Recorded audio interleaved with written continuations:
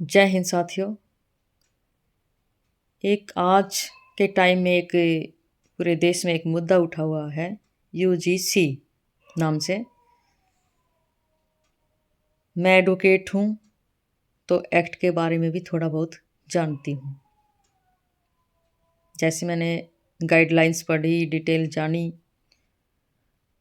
Details जानने के बाद मैं आपको बता सकती हूँ कि इसमें किसी स्वर्ण जाति के बच्चों के साथ या किसी पुरुष या महिला के साथ कहीं पर भी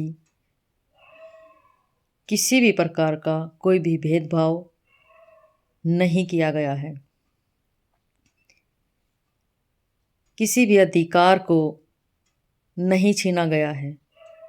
हाँ, मैं इतना ज़रूर कहूँगी कि ये उन लोगों के लिए है ये कानून जो जाति सूचक शब्द बोलते हैं या किसी को परेशान करते हैं या उनके साथ दुर्व्यवहार करते हैं। हॉस्टल में, मेडिकल कॉलेज में, संस्थानों में, कहीं पर भी। और दिन पर दिन इस तरह के केस बढ़ते जा रहे थे। इसलिए समिति के द्वारा 13 जनवरी 2026 को ये कानून पास हुआ। 15 जनवरी 2026 को ये पूरे देश में लागू किया गया। अब इसका विरोध क्यों हो रहा है? सोचने वाली बात है। भाई, मुझे ये लगता है कि विरोध वो आदमी कर रहे हैं, वो बच्चे कर रहे हैं, वो छात्र छात्राएं कर रहे हैं जो चाहते हैं किसी के जाति का मजाक उड़ाना, किसी को छेड़ना, किसी को परेशान करना। भाई, इसमें ऐसा कुछ नहीं है। आप मेरी बात को समझिए। ये भेदभाव को मिटाने के लिए बना है, ना कि पैदा करने के लिए। समानता का अधिकार देता है। अगर कोई इसके बावजूद भी कोई किसी को बेवजह एसटी, एससी, ओबीसी, बीसी, मैं इसलिए इन सब का नाम ले रही हूँ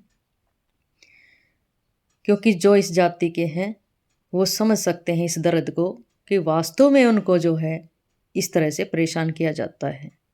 वो होते हैं शिकार। पिछले बहुत सारे केसेज हैं, वीडियो लंबी हो जाएगी इसलिए मैं ज़्यादा नहीं बोलती।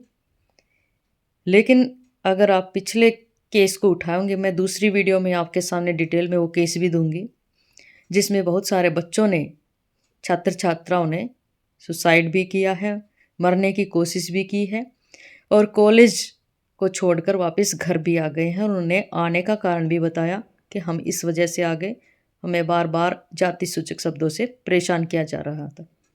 तो भाई, प्रॉब्लम कहाँ है आप लोगों को? ये समानता का अधिकार देता है, भेदभाव को मिटाता है। ऐसा इस एक्ट में कुछ भी नहीं है जो किसी के अधिकारों के साथ छेड़खानी हो रही हो या किसी को बेवजह दबाया जा रहा हो। ऐसा कुछ भी नहीं है। सब लोगों को पता है कि बाबा साहेब अम्बेडकर ने भी दलित वर्ग को उठाने के लिए, समानता का अधिकार दिलाने के लिए कानून पास किए थे। हम क्या चाहते हैं? सबसे पहले हम क्या हैं? हम भारतीय हैं। हम भारत के रहने वाले भारतीय हैं, हिंदुस्तानी हैं। हमारा एक ही धर्म, एक ही मजहब, एक ही जात है कि हम भारतीय हैं।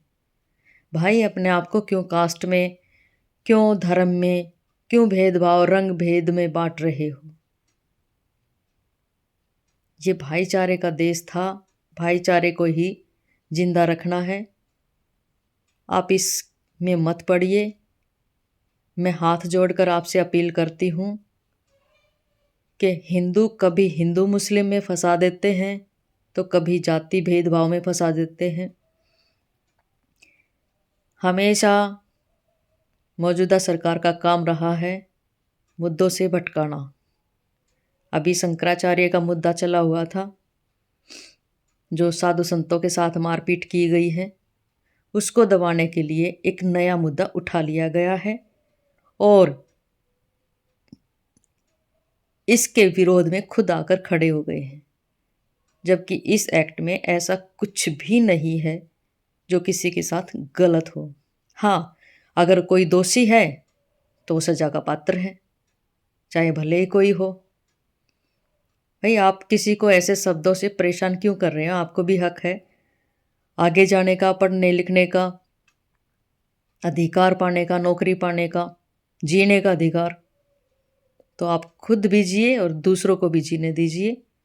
इसमें परेशानी वाली कौन सी बात है?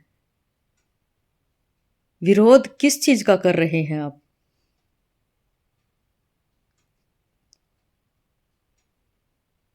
और मैं तो ये मानती हूं कि जो इस तरह के काम करते हैं, जो स्टूडेंट दूसरे स्टूडेंट्स को परेशान करते हैं, उनके साथ दुर्व्यवहार करते हैं, जाति सूचक शब्द निकालते हैं, वो गैर सामाजिक तत्व हैं।